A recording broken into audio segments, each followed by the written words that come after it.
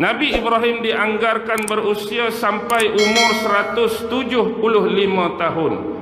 Dan diperkirakan riwayat kehidupan dia 1997 sebelum Masihi sehingga 1822 sebelum Masihi. Dan dia lahir di sebuah perkampungan yang diberi nama Faddam Aram, di dalam daerah Ur, dalam negeri Babylon. Negeri Babylon inilah yang kuasa dia, kepimpinan dia, ketua dia ialah Namrus. Dan Nabi Ibrahim terpaksa berhadapan dengan Namrus walau dengan apa cara sekalipun. Dan Al-Quran menyebut tentang Ibrahim sejumlah 69 kali di dalam Al-Quran. Buat pertama kalinya Ibrahim ini diberi ilham oleh Allah Subhanahu wa ta'ala. Dan dengan ilham tersebut dia mencari-cari makna ketuhanan yang sebenar.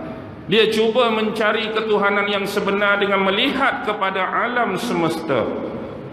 Dia tengok kepada bintang, tetapi akhirnya bintang itu lenyap. Tidak mungkin Tuhan itu adalah sesuatu zat yang bersifat lenyap. Dia tengok pada bulan, akhirnya bulan hilang bila datangnya siang. Tidak mungkin zat Tuhan itu akan hilang bersama dengan datangnya siang. Dia mencari sesuatu yang lebih besar, matahari, bersinar, bercahaya menerangi seluruh alam semesta. Tetapi pertahanannya juga tidak lama. Akhirnya matahari bila sampai tempoh dia juga terbenam. Jadi Tuhan tidak mungkin terbenam. Jadi dalam pencarian itulah Allah memberikan ilham, hidayah dan petunjuk supaya dia dapat mengenal sebenar-benar pencipta bagi dirinya dan seluruh manusia. Lalu untuk menguatkan keyakinan dan keteguhan kepada Allah, Nabi Ibrahim pernah meminta kepada Allah supaya menghidupkan kembali binatang yang telah mati, binatang yang telah meninggal. Dalam Al-Quran ada dialog tersebut bila mana Allah menanyakan Nabi Ibrahim, adakah kamu tidak yakin? Adakah kamu tidak percaya bahawa akulah Tuhan kamu?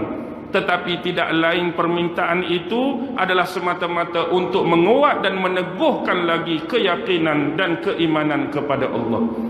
Percaya dah pada Allah, beriman dah pada Allah, berkeyakinan dah pada Allah, nak tunjuk, nak menguatkan lagi. Lalu diminta oleh Allah supaya Nabi Ibrahim menyembelih 4 jenis burung. Dia ambil 4 jenis burung, dia sembelih. Kemudian dia cincang. Dia cincang sampai hancur. Kemudian dia gaul pula ke 4 cincangan 4 jenis burung tadi.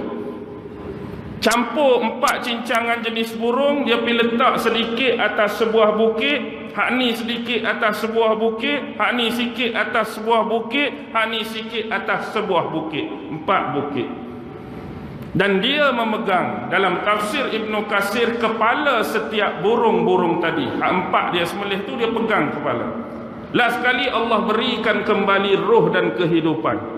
Jadi akhirnya setiap burung tu dia cari sendiri mana hak grup dia, mana hak kumpulan dia. Bukan kata dia hidup tu bercampur. Kalau kita kata ayam sikit, serati sikit, dah. Dia cari hak betul dia. Bila kembali hidup hak betul balik, semua menuju kepada Nabi Allah Ibrahim untuk ditangkupkan kembali kepala yang ada pada tangan Nabi Allah Ibrahim.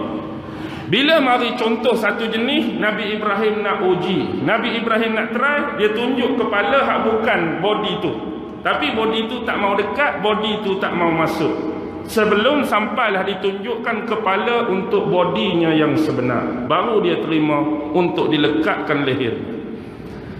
Macam begitulah yang berlaku.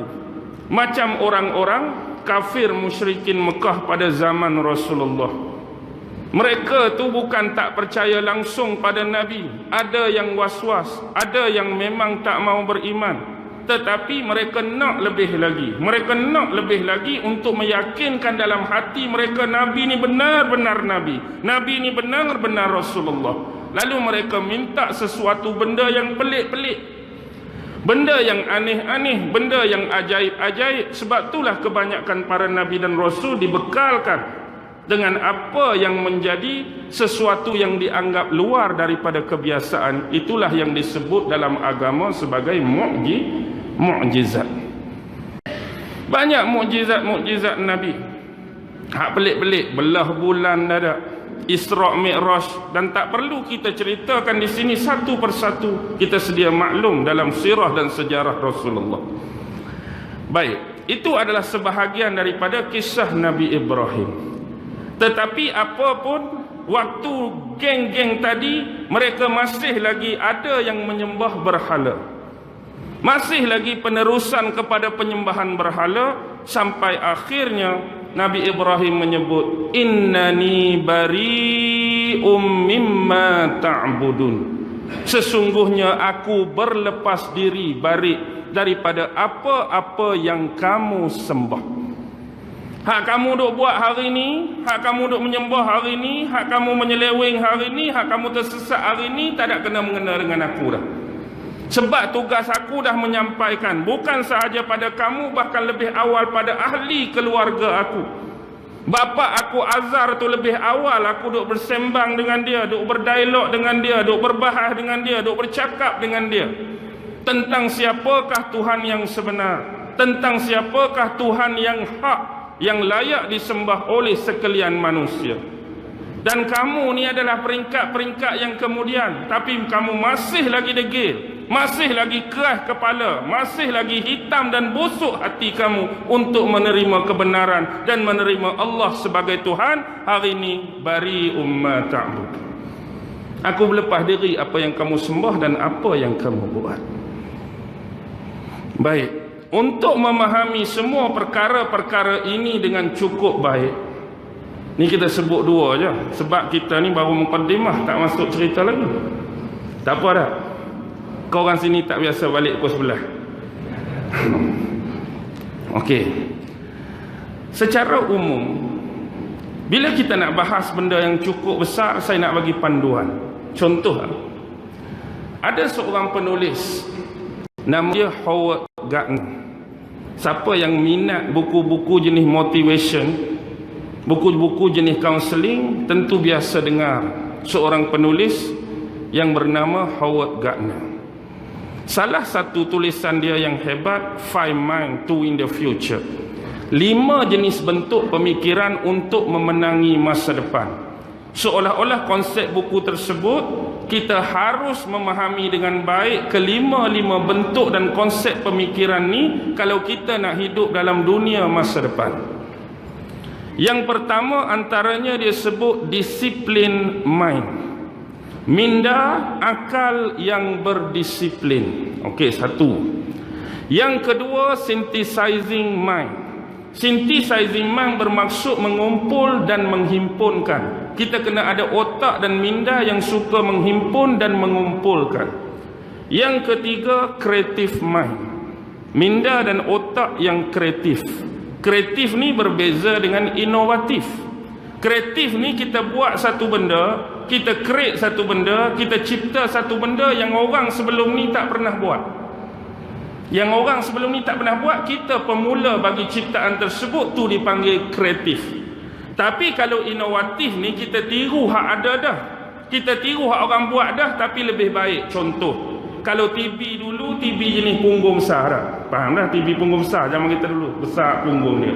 Lah ni kita jadi inovatif, kita buat TV tu nipis, TV tu curve, TV tu slim. TV ada dah sebelum ni, kita bukan pemula pun, tapi kita buat dia jadi lebih baik. Ini dipanggil inovatif.